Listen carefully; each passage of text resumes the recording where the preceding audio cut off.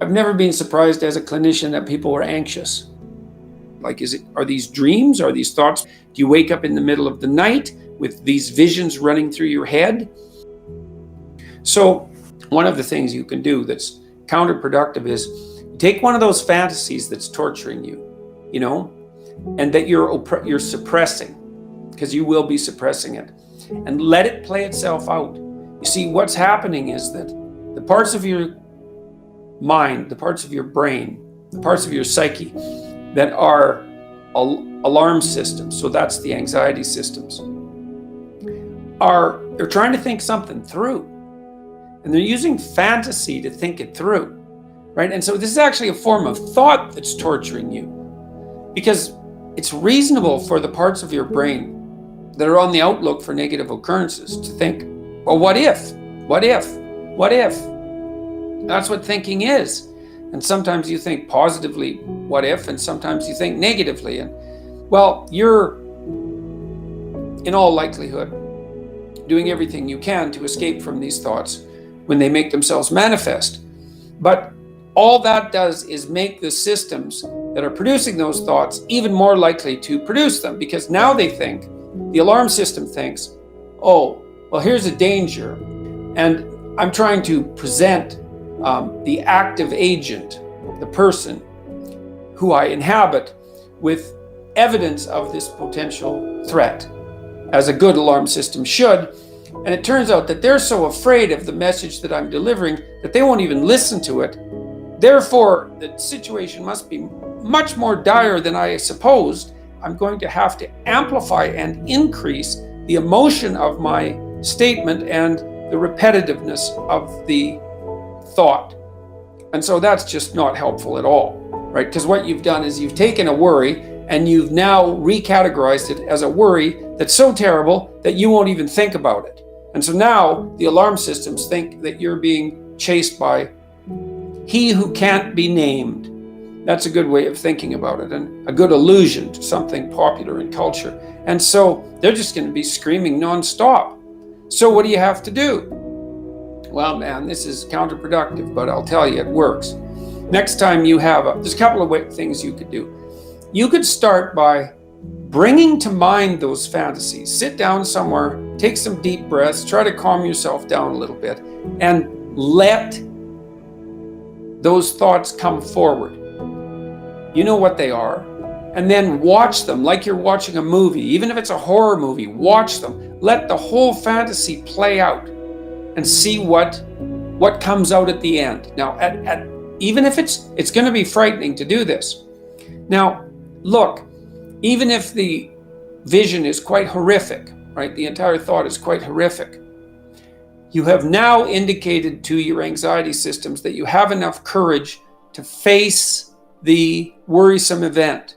And just that alone should be helpful.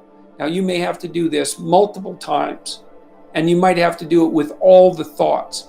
And you'll know that you'll have done it. You'll know that you've done it enough when doing it starts to become mundane, when all the emotion goes out of it. And if you're particularly frightened, that might take a long time.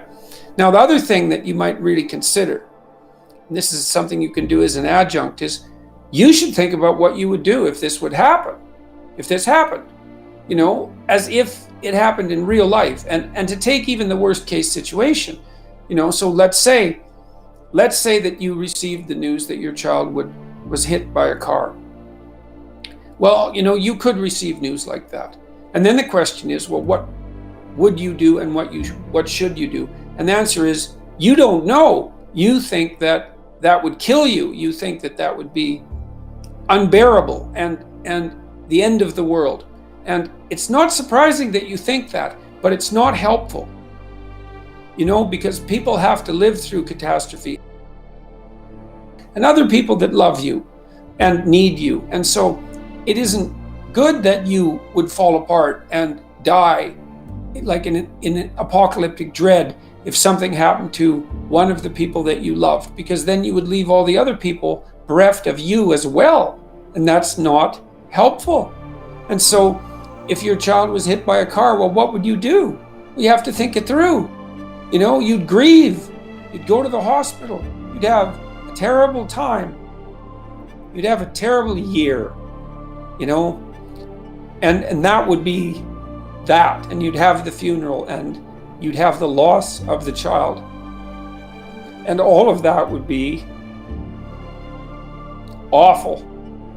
But people live through that, you know, and maybe you could have an aim, and the aim would be that if that happened, your determination would be to live through it so that you could be there for the rest of your people, and so that you wouldn't fall apart and collapse, because the death of someone and the subsequent utter collapse of a person closely associated with them, that second event does not improve the first one.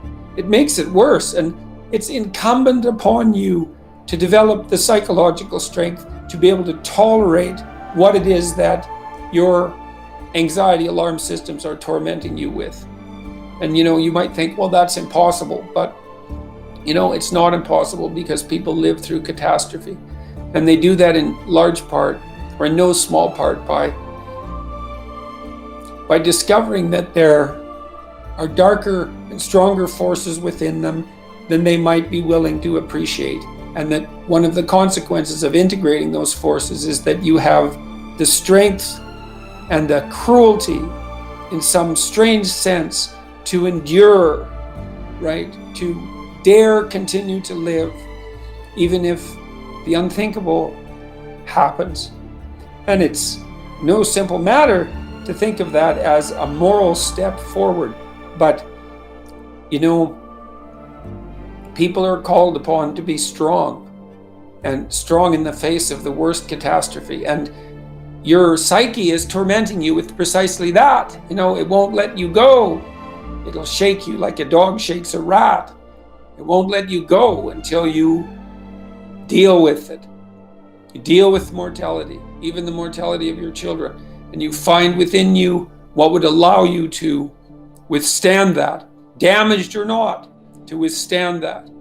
And you do that by letting yourself go where your thoughts take you, even though you don't want to. That's a trip into the abyss. You know, that's a trip into the underworld. And those are best taken voluntarily. You're being dragged down there by forces that are beyond your control. And the mythological motif is that those who are pulled into the underworld by forces beyond their control do not come out easily. It can be the end, you know. So you go there courageously. And so if you're a parent, one of the places you have to go courageously is to that place where your children are ill or dying or deceased. You have to do that. You haven't grown up until you have done that, even though it's a terrible thing. So that's how you could deal with that. It's rough, man, but I'll tell you, it's a lot better than living in constant worry that your children are going to be hit by a car, kidnapped, murdered, or beaten up. So, you know, you're in a situation that characterizes the situation of many people in life. You don't have a good choice. You've got two rough choices. You could go left, and that's rough, and you can go right, and that's rough, and that's all you've got. And I would say you have the freedom to choose which of the two difficult paths you're going to choose, and the one that involves voluntary confrontation with what tortures and torments you, the terrible predator of death. That's the pathway that's going to lead back to the stability that not only you need, but that your family requires you to have. So that's that.